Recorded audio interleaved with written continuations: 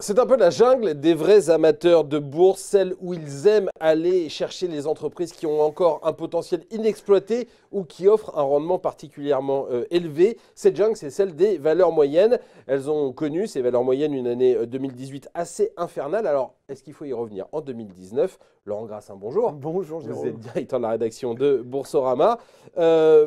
Vous allez essayer de défricher cette jungle avec nous aujourd'hui. Une question toute bête pour commencer. Pourquoi d'abord, c'est intéressant de se dire qu'il faut avoir des valeurs moyennes dans son portefeuille? Eh bien, parce qu'elles ont des profils intéressants, ces valeurs moyennes. Ce sont souvent effectivement des sociétés familiales, elles sont bien gérées.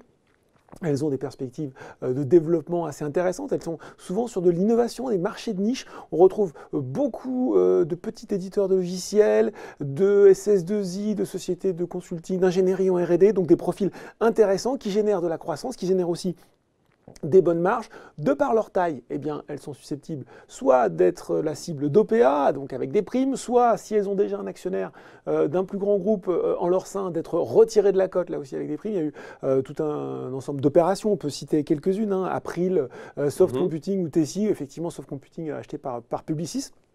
Donc ça, c'est toujours intéressant par l'actionnaire. Et puis, la raison principale, Jérôme, c'est que jusqu'à cette année 2018, elle surperformait régulièrement, elle battait le CAC 40. On se disait, voilà, chaque année, on commençait, les petites et moyennes valeurs vont-elles encore battre le CAC 40? Donc jusqu'à l'année dernière, c'était une très bonne affaire en bourse. Et ouais, mais voilà, en 2018, patatras, ça a été l'enfer pour les valeurs moyennes. Pourquoi? Et oui, année 2018, très difficile, avec, elles ont ce talon d'Achille, les valeurs moyennes, c'est la liquidité. La liquidité, c'est la capacité du marché à adresser les ordres de vente ou d'achat en grande quantité. Et effectivement, pour certaines, il n'y a pas beaucoup de flottants, il n'y a pas beaucoup d'ordres. Et donc, quand vous entrez dans un contexte de nervosité, de tension sur les marchés, comme ça a été le cas, vous vous retrouvez bloqué. Et voilà, vous vous retrouvez bloqué, et ça on n'aime pas. Ça a été le cas en 2008, ça a été de nouveau le cas en 2018, et on a vu un phénomène très impressionnant de sortie de ces valeurs moyennes. On est sorti en premier de ces valeurs-là. C'est le cas pour les investisseurs individuels, ça a été le cas aussi pour les fonds, avec des décollectes importantes dans les fonds de petites et moyennes valeurs. Et puis aussi, alors ça c'est pour le côté plus marché, il faut préciser qu'il y a eu une hausse significative, c'est Eric Labbé, gérant chez CPR Asset Management, qui le disait récemment, une hausse significative des avertissements sur résultats, c'est-à-dire qu'elles n'ont pas été épargnées par les mauvaises nouvelles économiques. Il y a 45% de profit warning supplémentaires en 2018 par rapport... Ce qui est assez colossal. C'est énorme. Par rapport à ces 4 dernières années, on avait plus tellement l'habitude. Des pressions aussi sur des difficultés de recrutement. Quand vous faites du consulting, de l'ingénierie R&D, il faut des profils assez capés, vous ne les trouvez pas forcément. Une pression sur les marges, là aussi assez inattendue à cause de l'augmentation des matières premières, donc qui a pesé un peu sur les résultats, un effet dollar négatif et puis d'autres choses un peu plus spécifiques comme les normes comptables. IFRS 15, on ne va pas rentrer là-dedans. Mais en tout cas, tout ça a noirci un peu le tableau, et même les sociétés qui a priori avaient un profil plutôt défensif, elles n'ont pas été épargnées par ça. Alors, il faut se dire qu'il y a eu un gros orage. Une fois que l'orage est passé, généralement, il fait beau. Est-ce que 2019, ça va être une année de beau temps pour les valeurs moyennes? Est-ce qu'il y a maintenant des opportunités? Il y a des coups à faire? Alors, clairement, il y avait une prime de valorisation avant. Elle a été en très grande partie effacée puisque ces actions ont plus descendu que la moyenne. D'ailleurs, depuis le début de l'année, on voit que les investisseurs y sont revenus. Le CAC Mid & Small 190, l'indice de référence des petites et moyennes valeurs, il surperforme de peu. Le CAC 40, on est à 12,5 hier soir en clôture, contre 11,8 pour le CAC 40. C'est quand même pas mal. Alors, on se tient un peu dans un mouchoir, mais c'est pas mal. On a 10 valeurs qui grimpent de plus de 40% depuis le début de l'année, donc déjà ça c'est bien, Equinox, AWACS. Et on a aussi des perspectives de bénéfices médians qui restent par action, qui restent plutôt bien orientés, plus 15% cette année encore une fois pour les valeurs qui composent le CAC Mid & Small 190. Est-ce que ça vaut encore le coup? Parce que 12,5% de progression en un peu plus de 2 mois, on a le sentiment que ça y est, c'est fait, et que si on veut prendre le train en marche, on va le prendre en retard. C'est là où je suis attendu au tournant, effectivement. Ce qui est sûr, en tout cas, c'est que les analystes, les géants spécialistes du secteur, j'étais hier avec Arnaud Riverain, qui est un analyste spécialiste des small cap, qui est associé gérant chez Greensum.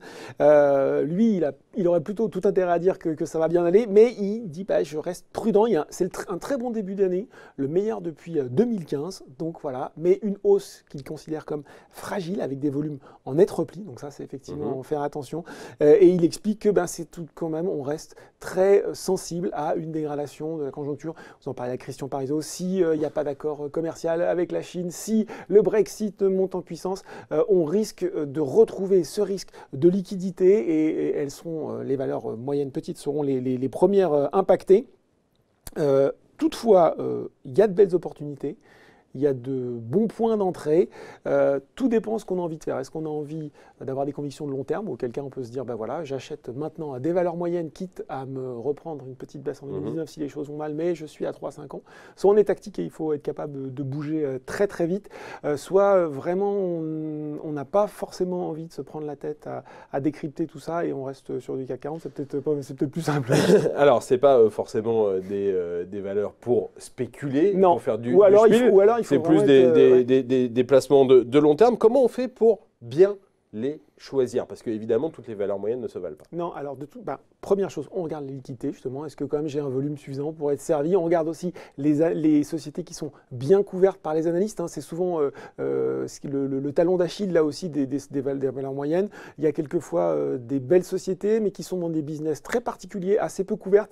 Donc quand vous n'êtes pas expert, vous avez quand même du mal à suivre un petit peu, à vous y retrouver. Et puis ça a un impact sur la liquidité, parce qu'une valeur qui n'est pas couverte, il n'y a pas d'échange. Voilà, donc tout ça fait que...